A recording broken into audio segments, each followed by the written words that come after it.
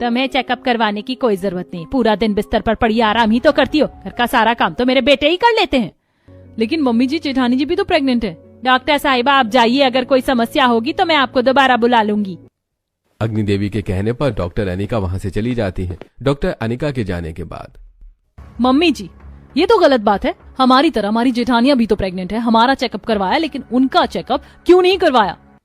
हम तीनों जब से इस घर में आई हैं तब से देख रही हैं कि आप हमारी दोनों जेठानियों के साथ भेदभाव करती हैं। मम्मी जी, आप हम तीनों से प्यार से पेश आती हैं और अपनी दोनों बड़ी बहुओं से गुस्से से ऐसा क्यों करती हैं आप? ऐसा इसीलिए क्योंकि तुम तीनों मेरी लाडली शहरी बहू हो और वो दोनों गांव की गवार हैं। हमारी जेठानियां गांव की हैं तो क्या हुआ, आखिर हैं तो आपकी बहुएं ही ना, और वो भी तो हमारी तरह ही माँ बनने वाली हैं, आपका वंश आगे बढ़ाएंगी। बहू आज तो कह दिया, आज के बाद मत कहना। मेरी सिर्फ 3 ही बहुएं हैं बस, जिन्हें मैं अपनी पसंद से इस घर में ब्याह के लाई हूँ, जो क्यों और कैसे मेरी बहू बन गई। उनके प्रेग्नेंट होने या ना होने से मुझे कोई फर्क नहीं पड़ता।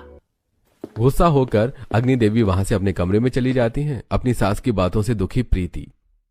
काश हमने उस दिन अपने ताऊ जी और ससुर जी की बात ना मानी होती। हाँ दीदी, जब ये लोगों के ताने सुनते तब पता चलता इन्हें। कौन सी बात जेठानी जी, आपकी शादी कैसे और किन हालातों में हुई, आज बताइए। हाँ जेठानी जी, मम्मी जी की बातों से इतना तो समझ में आ गया है कि आपकी शादी मजबूरी में ही हुई है, फिर भी आप इतना कुछ सह रही हैं, ऐसा क्यों? मैं किसी से कुछ भी नहीं बता सकती, और वैसे भी आप वो सब जानकर क्या करोगी?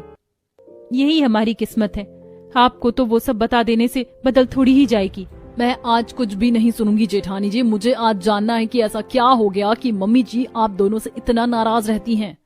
उनकी बातें सुनकर प्रीति और पूजा के पति भी वहां आ जाते हैं। हाँ प्रीति, प्लीज बताओ ना, तुम दोनों बहनें अपनी कजन्स की जगह मंडप में क्यों आई थी? वो वजह क्या थी आपको जानना है ना, तो सुनो। ये उस दिन की बात है जिस दिन चंदन और अमित बारात लेकर प्रीति और पूजा के बड़े ताऊ की दोनों बेटियों को बिहाने बारात लेकर उनके घर पर गए थे। लेकिन मंडप में बैठे 2 घंटे इंतजार करने के बाद भी जब वो दोनों मंडप में नहीं आई तब कन्याओं को बुलाइए यजमान, मुहूर्त का समय निकला जा रहा है। पंडित जी के कहने पर बलदेव अपनी दोनों बेटियों को लेने के लिए उनके कमरे में जाते हैं। लेकिन कुछ देर बाद घबराए और बेचैन होकर वापस आकर विजय जी के कान में कुछ कहते हैं और विजय जी को अपने साथ लेकर अपनी बेटियों के कमरे में चले जाते हैं।